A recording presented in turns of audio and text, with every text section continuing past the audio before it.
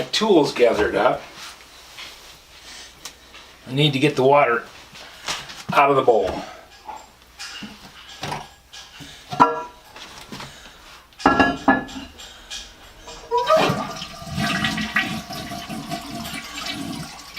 First I flush the tank.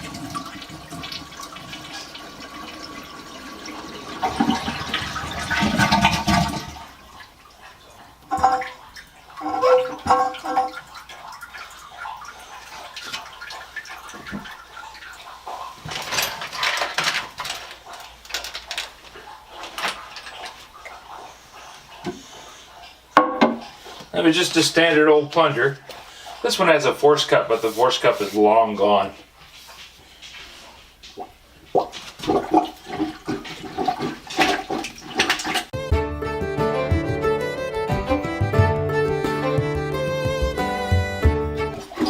I plunge the bowl empty, but it doesn't have to be completely empty.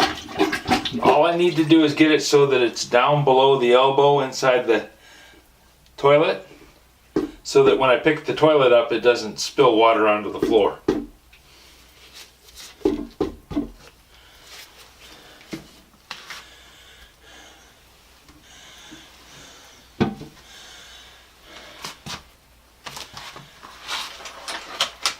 And I put my tools down here where I can reach them. And I like a little cushion when I'm laying on the floor. I'm putting down an old towel.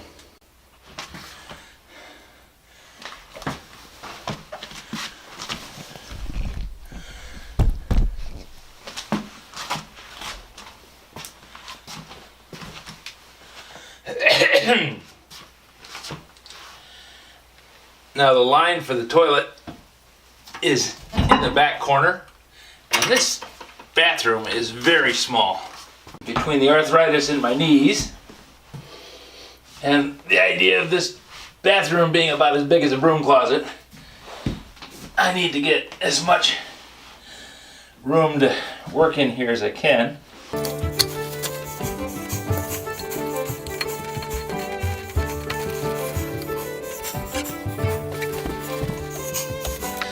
Now I have the little fitting off.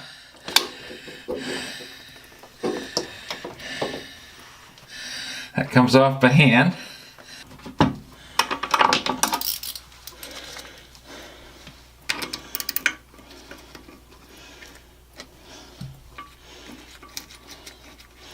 Well, that explains why it's leaking. The bolts are loose.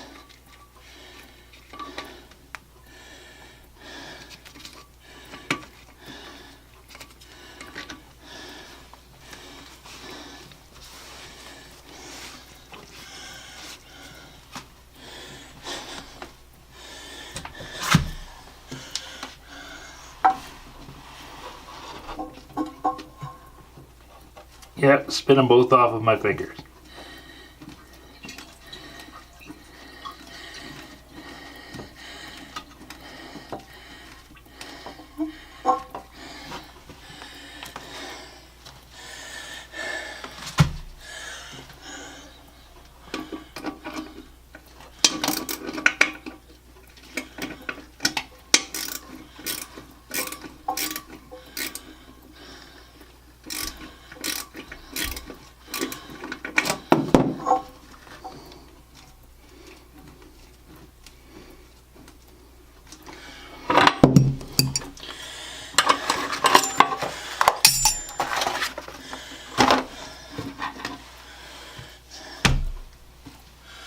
And this one back here is going to give me some trouble.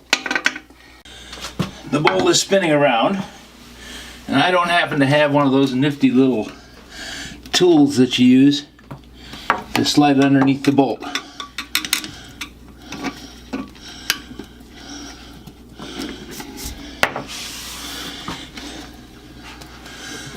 So we're going to try using a screwdriver. See if I can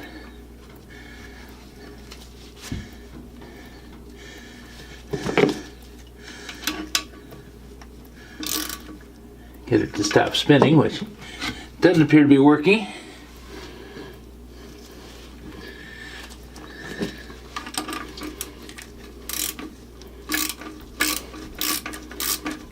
There, we got it.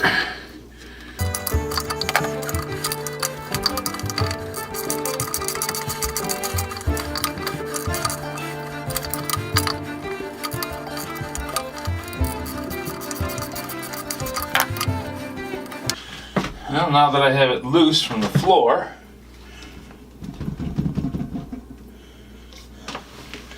I have to pick it up and get it off the bolts.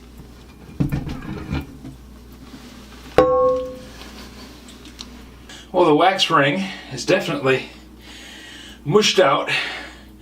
Letting the bolts run loose lets the toilet lift up on one side or the other and allows the seal to break.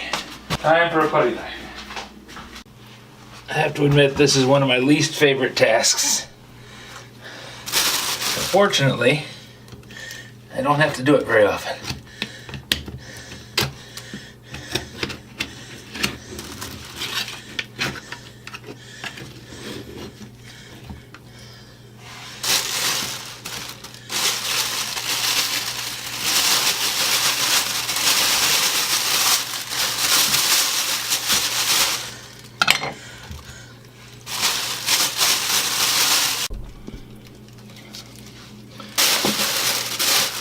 I've got two problems. The floor flange is not secured to the floor. Last time I took this toilet out was when we put the flooring in. And at that time, recognizing that the floor flange was not anchored well, I tried to secure it to the flooring by using stainless steel screws.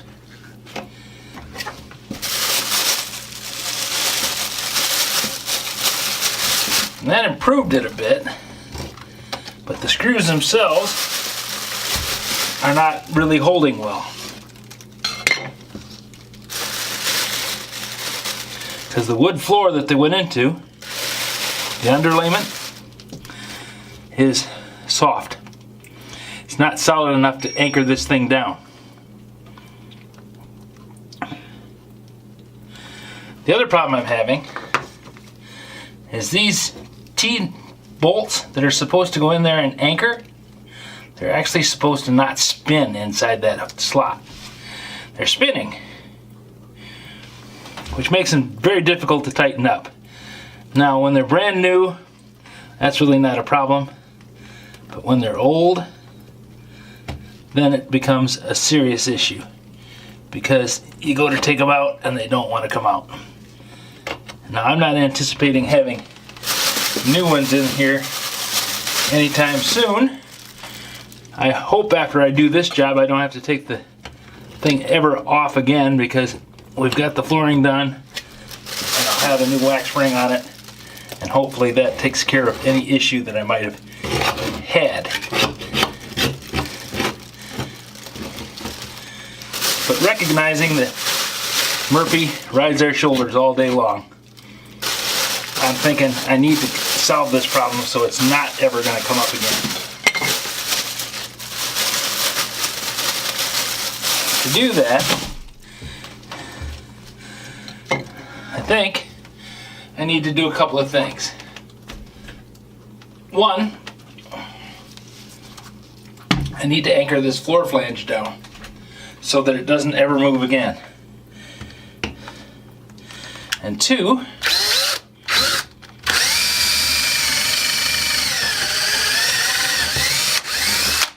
I need to make it so that these bolts don't spin.